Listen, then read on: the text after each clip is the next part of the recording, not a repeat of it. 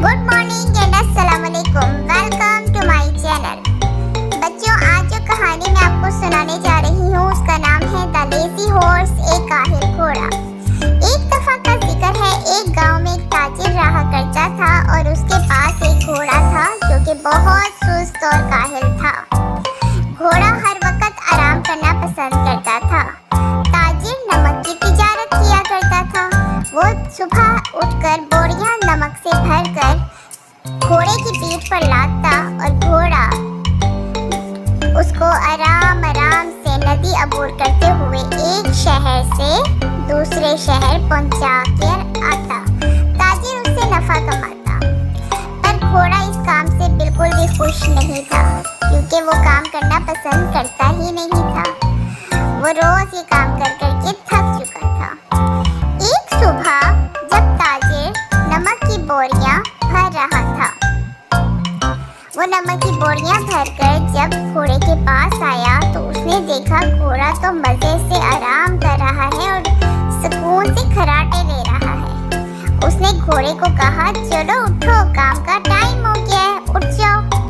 घोड़ा उसकी ये बात सुनकर बिल्कुल ना खुश हो गया, क्योंकि वो सोचता था कि रोज ताजिर मुझसे ये काम क्यों करवाता है।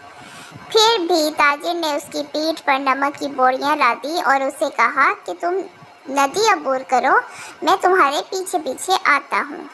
घोड़ा आहिस्ता आहिस्ता नदी की तरफ बढ़ने लगा, पर जैसे ही वो नदी पर पहुंचा तो बच्चों क्या हुआ, घोड़े के साथ घोड़े का पाँव फिसला और वह नदी में गिर गया। पर जैसे ही वो नदी में गिरा, घोड़े ने महसूस किया कि उसके ऊपर लादा हुआ वजन आधा हो गया है, क्योंकि बच्चों नमक जो था वो सारा का सारा पानी में बह गया। घोड़ा तो ये सोचकर बहुत खुश हुआ कि अब उसे वजन नहीं उठाना पड़ेगा। अब उसने अपना रोज़ का मामूल बना लिया। ताजिर ने जब ये बात नोटिस की तो उसने एक तरकीब सोची। एक सुबह ताजिर ने नमक की बजाय रुई से बोरियां भरना शुरू कर दी और उसने घोड़े की पीठ पर नमक की बजाय रुई की बोरी लाद दी। घोड़ा अपनी मन मौज में आहिस्ता आहिस्ता नदी की तरफ बढ़ने लगा और जैसे ही वो नदी के पास पहुंचा, वो जानबूझकर नदी में गिर गया, क्योंकि उसका रोज़ का मामूल था। वो नदी में गिरता था, नमक बह जाता था और उसको वज़न उठाना नहीं पड़ता था। पर इस बार क्या हुआ, रुई का वज़न दुगना हो गया।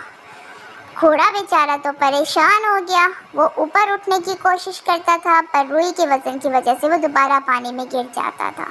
आहिस्ता आहिस्ता बेचारा आहिस्ता आहिस्ता किनारे तक पहुंच गया। तब ताजिर ने उसे कहा कि ये तुम्हारी बेईमानी की तुम्हें आज सज़ा मिली है। तुम रोज़ मेरा नमक पानी में बहा देते थे, आज मैंने तुम्हारी पीठ पर नमक की बजाय रुई की बोरी ला दी थी। घोड़ा ये सुनकर परेशान हुआ और उसने आइंदा से इस काम से तौबा कर ली और ईमानदारी से अपना काम करने लगा। बच्चों, हमें कभी भी बेईमानी का सहारा नहीं लेना चाहिए और सुस्ती और काहली से काम नहीं करना चाहिए। हर काम को अपने वक्त पर करना मुनासिब होता है और ईमानदारी से करना। अगर आपको ये वीडियो अच्छी लगी हो तो इसको सब्सक्राइब कर दें। Thank you.